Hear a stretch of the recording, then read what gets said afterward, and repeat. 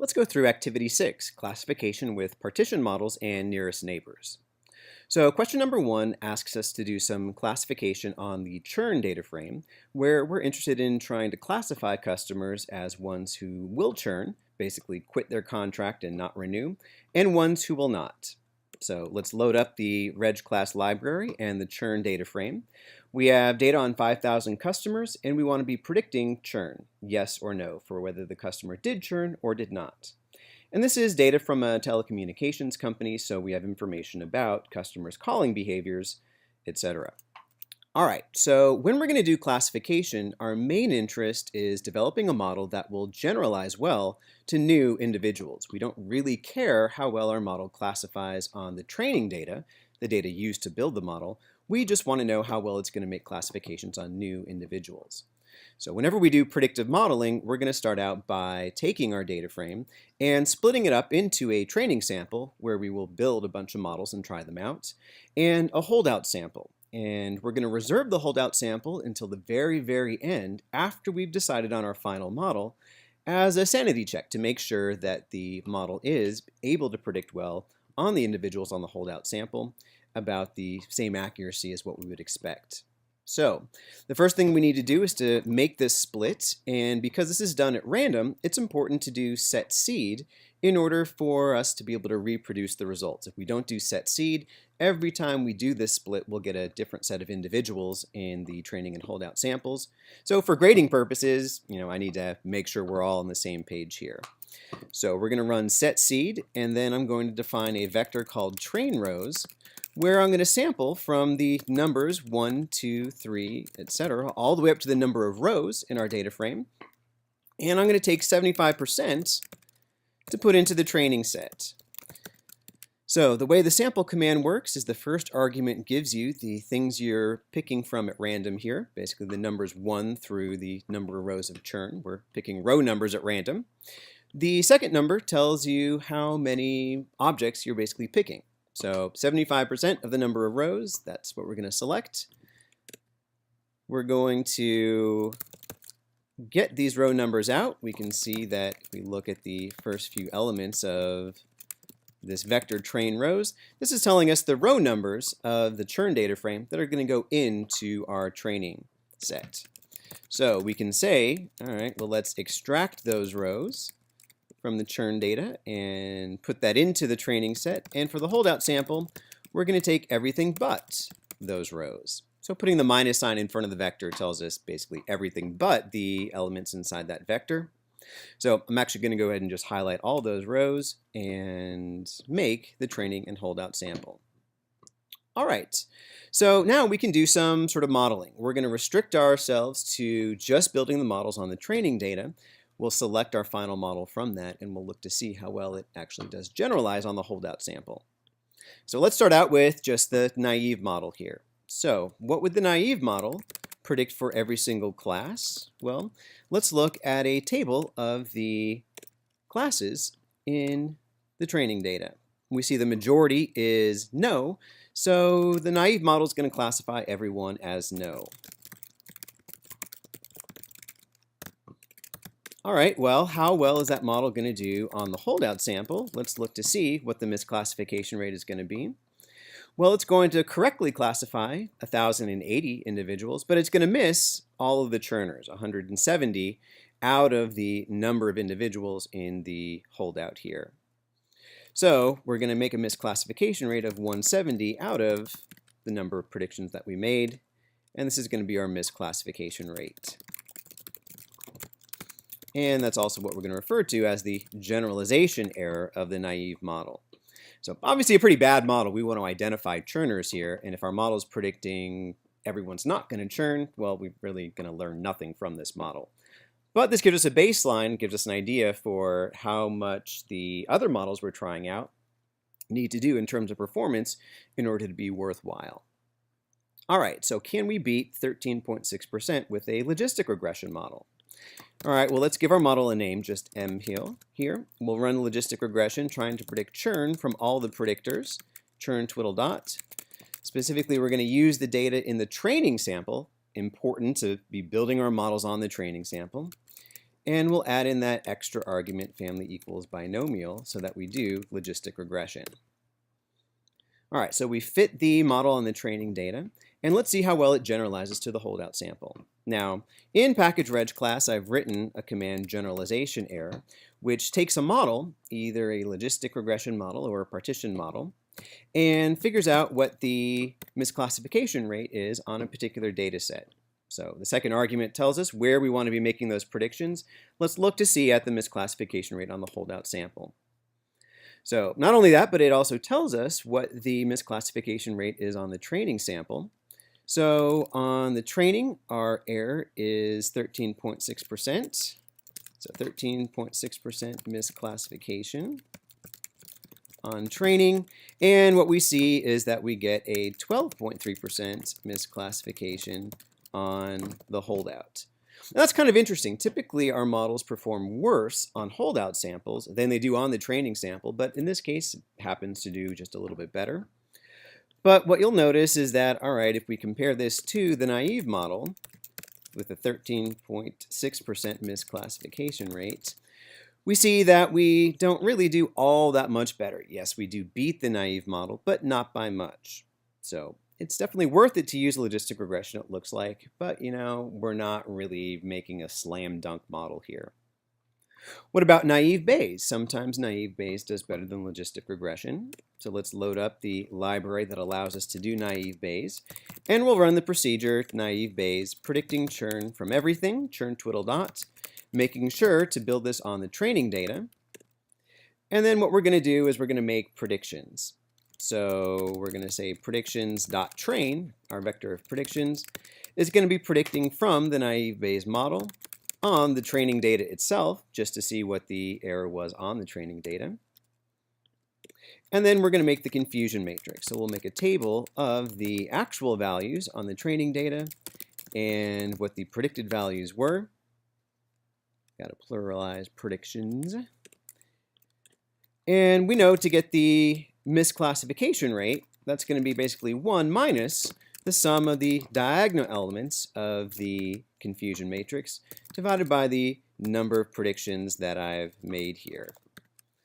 So if I were to just look at the confusion matrix, here's how well I do. I correctly classify a lot. The off-diagonal elements, the 290, 136, represent my misclassifications. So if I take the sum of the diagonal elements, convert that into a percentage, and do 1 minus, that's the same thing as taking the sum of the off-diagonal elements and converting those into a percentage. So my misclassification rate on the training set is 11.36%. And let's look to see how well we do on the holdout sample, what we actually care about. So I'm going to rename this to predictions holdout, and we'll be making the predictions on the holdout sample, just changing the names of the data frames to get this confusion matrix, the actual values on the holdout sample, and the predictions that we just made on the holdout sample. And then we'll look to see what the misclassification rate is. All right, so another kind of unusual case where we end up beating the error on the training data. Typically, our error is worse on new data than the model makes on individuals it knows about. So there we go, 10.3% misclassification rate on the holdout. And we see that it actually does a bit better than the logistic regression model. So sometimes naive Bayes does better, sometimes it does worse. It's always worth trying out all the models to see what happens to be working best. That no free lunch theorem tells us that no one model is always going to be doing the best, so we just try out a whole bunch. All right, well, what about a partition model? Maybe a set of rules partitioning the space into different clusters, different regions. Maybe this does pretty good here, so let's try it out. All right, well, to figure out what partition model we want to be using, we're going to run the command build tree, predict churn from all the predictors on the training data. And because we're estimating the generalization error of the tree as we continue to build it, with the repeated k-fold cross-validation procedure, which has some randomness in it, we want to make sure to pass a random number seed so that we can reproduce the results and so that you'll get the same results that I'm getting. All right, so we do build tree, and we're asked to determine the value of CP that minimizes the estimated generalization error. So if you remember, the value of CP tells us something about how much the tree needs to improve in order to justify adding a new rule. Specifically, the CP gives us a threshold that the Gini index of that additional split that it must beat in order for that rule to be added. So what we're going to look at is what is the right value for the CP for this particular data set. And we see that the CP that gives us the overall lowest generalization error, estimated at least, has 26 different splits, this CP right here. We can see that as we make the tree more complex, the estimated generalization error gets smaller and smaller and smaller, up to a point where it looks like it might actually start getting a little larger. So the model might be starting to get overfit at that point. And we have a choice of models here. Remember, any two models whose generalization errors are within one standard deviation of one another, represented by these red vertical bars here, are essentially equivalent, and there's no compelling reason to choose one versus the other. Usually we go with the simpler model, but in this case I'm just saying let's just choose the one with the lowest estimated generalization error. So we're going to go with this model. So this is the value of CP you would copy and paste into Blackboard, but let's fit the tree with this value. So our command is rpart, predicting churn from everything on the training data, with a CP equal to this particular number.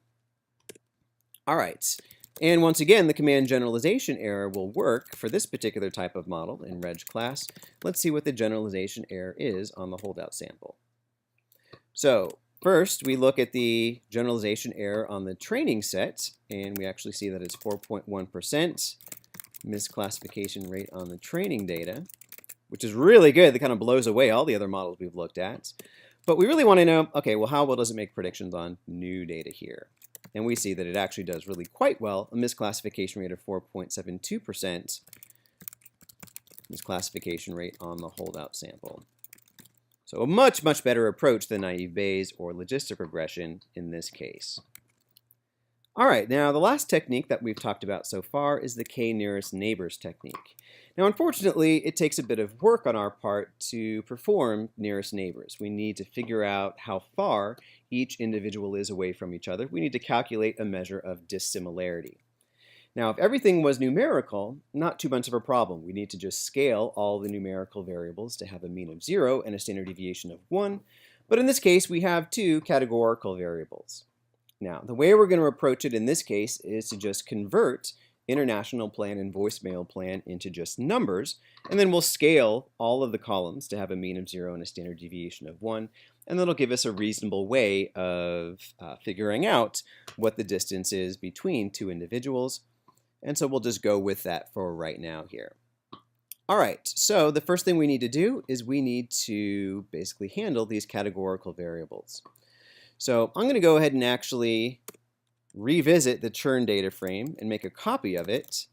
I'm going to call it churn.scaled here, just to represent that I'm eventually going to be scaling each column here. I'm going to make a copy of the churn data set, and I'm going to work with this. I don't really want to modify the original data directly here.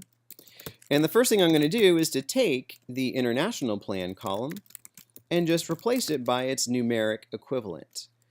Now, because international plan is a factor here, when I do as numeric, it's just going to replace it with 1s and 2s. 1 for whichever level comes first alphabetically, which would be a no, and a 2 for whichever level comes last alphabetically, which is yes.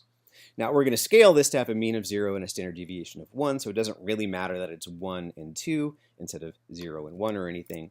We're fine doing this for right now. So we'll replace those with numbers. We'll do the same thing with the voicemail plan.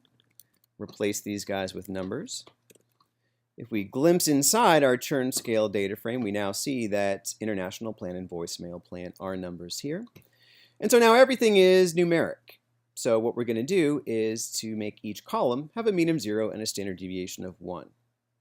Now, we can only run the command scale if the entirety of our data frame is numeric. And we still have our vector of classes here, our vector churn here, which is telling us whether or not the customer did or didn't churn.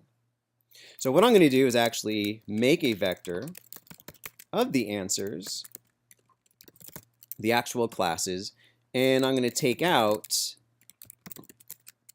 that column from the data frame. I'm going to null that out.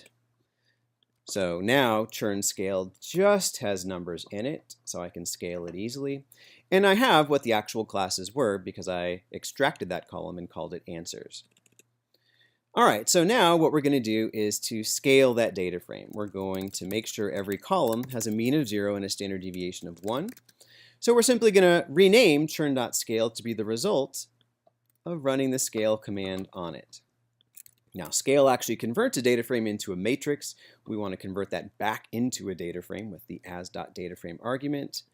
So we can apply this function, set of functions really, to make sure everything has a mean of 0 and a standard deviation of 1 here. So all the numbers have changed. We can verify that our procedure worked by looking very quickly at the mean and standard deviation of each of the columns. Remember, apply is going to apply the same function to each row or each column of a data frame. If a 2 is here as a second argument, it's going to look for each column. So apply churn scaled to mean is going to look at the mean of each column. And we see zeros here. This is 0 to machine precision. This is like 1.7 times 10 to the minus 16th power. Machines have a finite limit to their precision, so for all intents and purposes, we treat these extremely small numbers as 0. The standard deviations, though, look like to be exactly 1. All right, so churn scaled is the data frame that we're going to work with, and we need to go ahead and resplit this into the training and the holdout samples in the exact same way that we did before so that we can actually compare the generalization errors on the holdout sample here. So I'm going to set the seed to 474 once again. I'm going to create my vector of train rows by just changing the name from churn to churn scaled here. So I'll get the same row numbers that are going to go into the training and the holdout sample. And now I'm just taking the rows out of the churn scaled data frame instead of the churn data frame. All right, now I'm ready to make my predictions here. So I need to make sure to load up the library class, which has the k-nearest-neighbors function, and the function is just knn. So how does this work? Well, I need to give it the name of the training data first, so train. Then I give it the name of the data frame of the individuals that I want to make classifications for. Let's get the error on the training sample actually, so let's predict on the training sample. I need to say where the labels are, the class labels are, for the data in the training sample. And this is the argument CL. Now be careful here because this L looks like a 1, but it's not. It's actually an L. CL equals, all right, well, I need a vector that tells me the class labels on the training sample. So I actually need to do one more step here. Answers.train, let's make that be a vector of the class labels on the training data. And well, that's going to be particular elements of my answers vector, where I extracted what the actual class labels were from the churn data frame. Which elements? Well, it's the same elements that were inside train rows, the same rows that went into the training data. So answers train would be this. I'm going to want answers for my holdout sample as well, so I can get the generalization error on the holdout sample. Answers bracket minus train rows, everything else. So now I have my vector of answers for the training data and the holdout sample here. And so I'm going to pass answers.train for the actual class labels, and k equals 5, the number of neighbors I'm using to make this classification. All right, so I'm going to name this predictions. We'll make predictions here, and then very similar to what we did back up for naive Bayes, I need to make my confusion matrix. So I'm going to go back and borrow this code here and modify what I need to modify here. Confusion matrix. Train $churn, well, not quite, because train doesn't actually have any answers in it anymore. The actual values were in answers.train, and our predictions, let's go ahead and call it predictions.train actually, are stored inside that vector. So we got the confusion matrix, we can get the misclassification rate, and we see that k-nearest neighbors does better than naive Bayes, at least, about 7.8% misclassification rate on the training set. What about on the holdout sample? Well, I need to rerun my k-nearest neighbors command. I'm going to call this predictions.holdout. And what I'm going to do is I'm going to take the data in the training sample, and I'm going to use the actual class labels there to predict the class memberships of the individuals in the holdout sample. So the actual answers are still in answers.train because that's telling me what the class labels were on the training data. And I'm going to use those to basically make votes for all the individuals in the holdout sample and figure out what classes I think the people in the holdout are. So predictions holdout, and then I'm going to look at a table of what the actual classes were, which I stored into answers.holdout. And I can get the misclassification rate, and I see that the misclassification rate is 9.25% on the holdout sample. So, all right, looks like I've completed the nearest neighbors classifier here, and I find that it actually doesn't perform as well as the partition model. The partition model has an error that's about half of what the nearest neighbors approach is, but nearest neighbors definitely did better than logistic regression and naive Bayes. So we see a very big difference in the quality of these classifiers.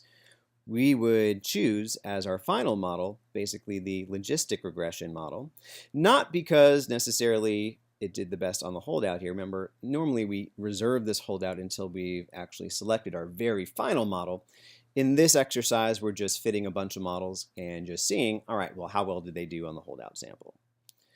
So looks like logistic regression was the right choice in this case. We'll comment on which model we would choose. If we had to go with one of these 5, we would choose the partition model because it had the lowest generalization error on the holdout sample. Now, do we see any indications of the model being overfit? Remember, being overfit means that the model is too complex.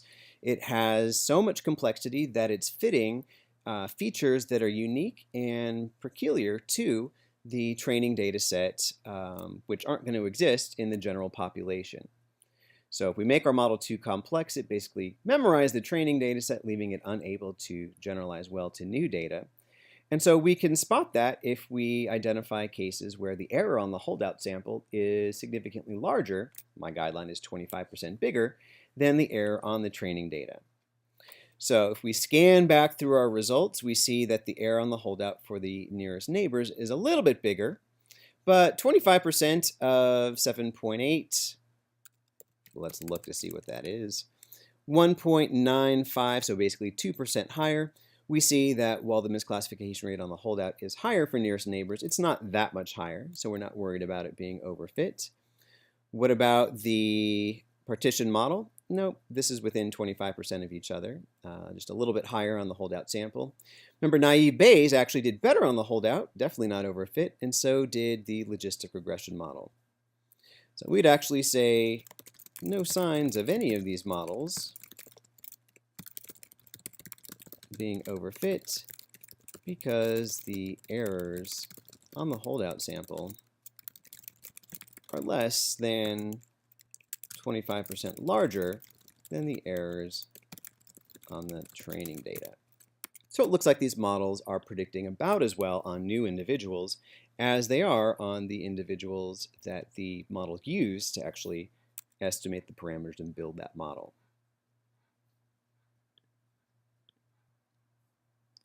Now let's tackle number 2, which is asking us to look really carefully at how a new rule is added to a partition model, basically how we end up splitting a partition into 2. So we're being asked to consider a partition that currently contains this set of individuals.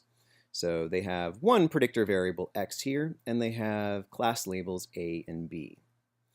All right, so we're being asked what the entropy of this partition is, what the Gini index of this partition, and then what would happen if we were to split using this particular rule. What would the reduction in the Gini index be, and would this rule be a candidate for being added to the tree if the value of CP was 0.01? All right, so in order to figure out either of these indices here, we need to figure out the proportions of each class in the data, or in the partition here. So I'm going to create just a variable PA to be the fraction of individuals who are class A. And in this case, we have 1, 2, 3 out of a total of 1, 2, 3, 4, 5, 6, 7, 8. So the proportion of A's is 3 out of 8. The proportion of B's is 5 out of 8. All right, now the way that the entropy is defined is it's defined as minus the proportion for one class times the log base 2 of that proportion.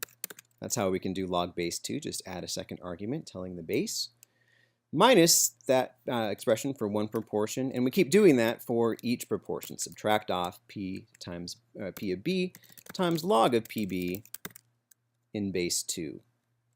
So that's going to be our entropy of the partition. And the Gini index is something similar. We take 1 minus, and then we just square all of the proportions that we see in the partition. So it's just two classes here, so 1 minus PA squared minus PB squared. If we had more than two classes, we'd continue to subtract off the squares of the proportions. So that's going to be my value of Gini. That's going to be my value of the entropy.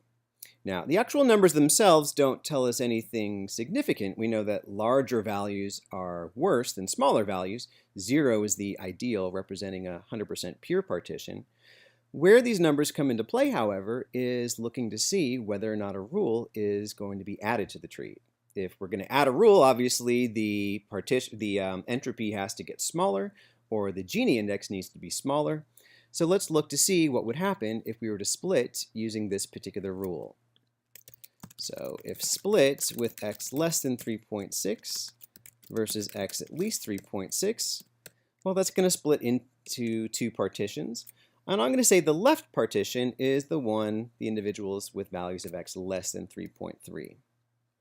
So what I'm going to do now is just to consider the left partition, x less than 3.6, and we need to calculate the entropy or actually I guess just the Gini index for the partitions that result.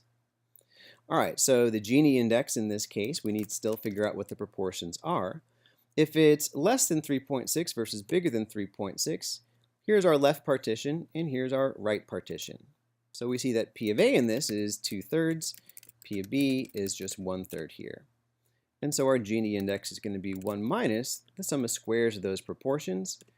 That would be the Gini index for the left partition. And then the right partition, x greater than or equal to 3.6, I just need to recalculate what PA and PB would be. PA I see is 1 out of 5. PB I see is 4 out of 5.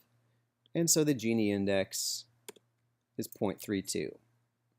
Now let's actually save this. I'm going to call this left and right. And I'm also going to create a number n left, which gives me the number of individuals in the left partition, and n right, which is the number of individuals in the right partition. Because in order to figure out the reduction, I need to compare the Gini index of what we started with, the original partition, with a weighted sum of the Gini indices of the two partitions that result. So what I find is that the weighted sum is just going to be the number of individuals in the left partition times the Gini index for that left partition plus n right times right here. And then we're going to divide this weighted sum right here by the total number of individuals, n left plus n right. So let's just remind ourselves of what we started out with. Originally, the Gini index is 0.46875. We see that the Gini index of this split here, a weighted sum of the resulting Gini indices of those two partitions, this works out to be 0.366667. And so the reduction is the value that we started out with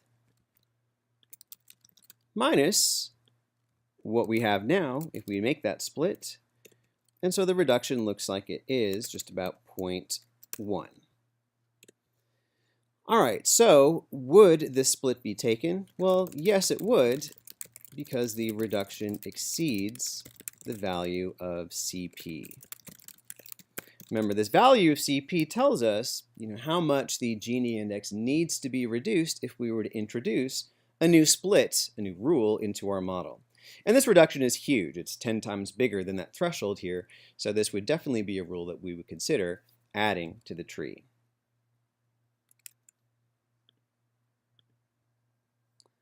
Question number 3 looks more carefully at distance matrices and dissimilarity measures between individuals. So what we're going to do is to load up the cust loyalty data frame. And what this contains is information on 500 different customers of a particular store. So we have their gender, their marital status, their relative level of income, something they purchased from a third party, the value of that individual's first purchase, their wallet share, basically the fraction of purchases that they make at this store for similar items, the lifetime value, the amount of money that the customers brought in over the course of their lifetime with the store so far, and some information about their total transactions and last transaction value, as well as whether or not they have or do not have a loyalty card. So as we know, nearest neighbors works by trying to classify a new individual by identifying a set of individuals in the training data that are pretty similar, essentially that are the closest to this individual that we want to classify. So in this case, when we have categorical variables and numerical variables, we need to come up with a clever way of actually calculating the distance. If it was just numerical variables, we could just treat these numbers like coordinates on a plot and just measure the ruler distance, the Euclidean distance. But with categorical variables, we need to come up with a trick to incorporate that information into measuring the distance. So let's see how this works. So we're going to try to find the individuals in the cust loyalty data set that are the most similar to these two new individuals stored in the data frame new here. All right, so how are we going to do this? Well, we're going to first add this data frame of new customers to the existing data frame, and we're going to rename it X. That's because we want to make sure that we're processing both the training data and this data set that contains the new individuals in the same manner. That way, the stuff that we're going to do makes sense. We need to make sure we do everything the same way. All right, so the first thing we're going to do is to handle the numerical variables. So one way to quickly do this is to identify which columns are numerical and which ones are categorical, and just scale the numerical variables immediately. So this command right here is a clever way of doing that. What ends up happening is it runs the command lapply on our X data frame, and what lapply does is it applies the same function to each column of the data frame. That function is going to be class because we want to know what type of object is it. And so we see the result actually is a list object telling us that, all right, gender is a factor, married is a factor, income is a factor, first purchase is a number. And so unlist takes that list object and makes it just a normal vector here. And we're curious to know, all right, well, where inside my X data frame are the factors? So which unlist lapply equals factor here is going to print out a vector of column numbers corresponding to where my categorical variables are. So the vector categorical stores the column numbers containing those categorical variables. And so let's scale everything but those columns. So let's take all of the columns in the X data frame except for the numbers that are inside the categoricals vector and perform our scaling technique. Remember, to do scaling, give everything a mean of 0 and a standard deviation of 1. We do as.dataframe and scale on the data frame, and specifically the data frame X, every column except for the columns that contain categorical information. So when we run this, we see that we will have the X data frame here have updated values for all the numerical variables, and we kind of see that, yeah, they've changed values. They're going to have a mean of 0 and a standard deviation of 1 here. All right, so we can verify this with the apply. Once again, apply calculates the same function on every row or every column of the data frame. Specifically, we just want to be looking at the non-factor columns. So once again, X bracket blank comma minus categoricals will do all the columns except the ones that contain categorical information. We want to do the same thing for each column, so comma 2, and we're going to look at the average value for each of those columns. So we can see that to within machine precision, they're equal to 0, a mean of 0, and we can look at the standard deviation for each of those columns as well. Yes, we've standardized, we've scaled each of the numerical variables. All right, so now what we need to do is handle these categorical variables. Now, the strategy that I've introduced in class is to simply replace the categorical variables with a set of indicator variables.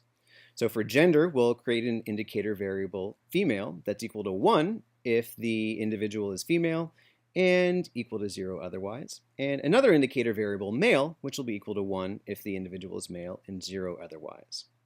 And actually not quite 1 and 0, I'm taking that 1 and dividing it by the square root of 2 so that essentially the component of the distance that this contributes to is either going to be a 1 if they have different genders or a 0 if they have the same genders. That's why we do the dividing by the square root of 2. And same thing for the income level. We have 6 levels of the categorical variables, so 6 new indicator variables are going to be introduced. They're all going to be equal to 1 over the square root of 2 or 0, depending on if the individual has that particular level or not. So this function, convert categorical, does this for us automatically. So you're perfectly capable of writing this function on your own, but I've saved some of your time and just written the procedure for you. We're going to take the X data frame and essentially run convert categorical. Actually, I should make sure this is defined. We're going to run convert categorical on the data frame, and we'll look to see how it gets updated here. So right now, here's what our X data frame looks like. If I run convert categorical on it, what we'll notice is that we still have all the numerical predictors, but now we have a bunch of indicator variables representing the categorical variables. Each of those values are either 1 over the square root of 2 or 0, depending on if the individual did or did not have that level of interest. All right, so now we have a completely numerical data frame, and we can calculate distances. So what I'm going to do is to calculate the distance matrix, basically the matrix of pairwise distances between each individual, and I'm going to save that to the matrix just called D. So how do I do this? Well, the command is as.matrix, and then inside the parentheses to run the distance command here. So distx creates a kind of a pseudo matrix of the Euclidean distances between each pair of individuals, and then performing as.matrix at the end of that converts that into a genuine matrix here. So if I run this, I'll see that D is a large matrix. It has 502 rows and 502 columns.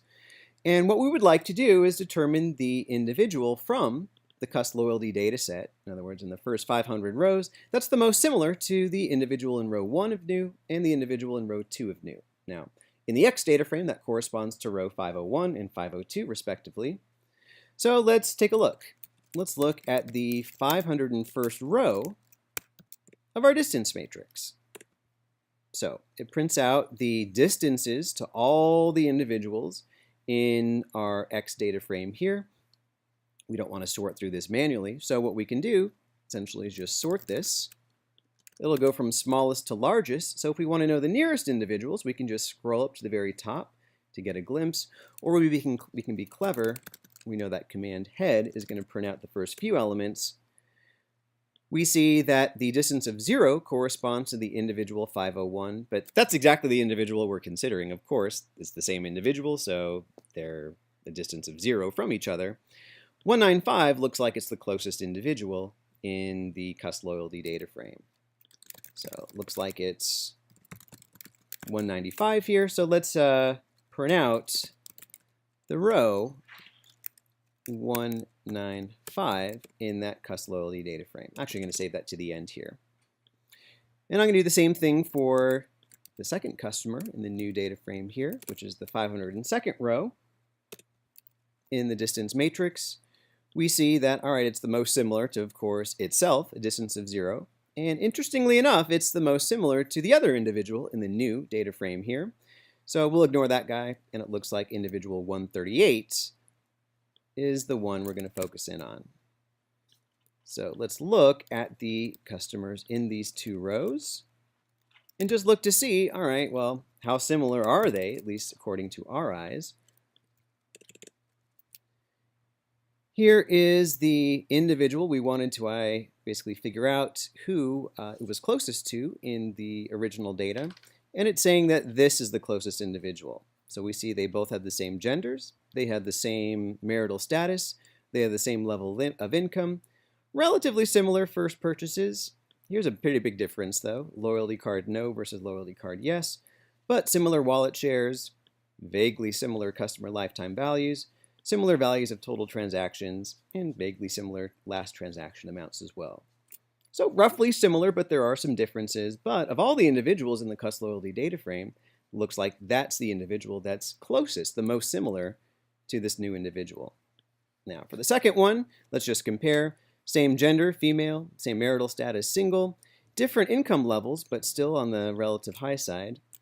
Same-ish values for first purchase, same loyalty card, close values for wallet share, same close values for customer lifetime value, total transactions, last transaction a little bit different. So we still see some differences, but of all the individuals in the Cus loyalty data frame, that's the one that's the most similar.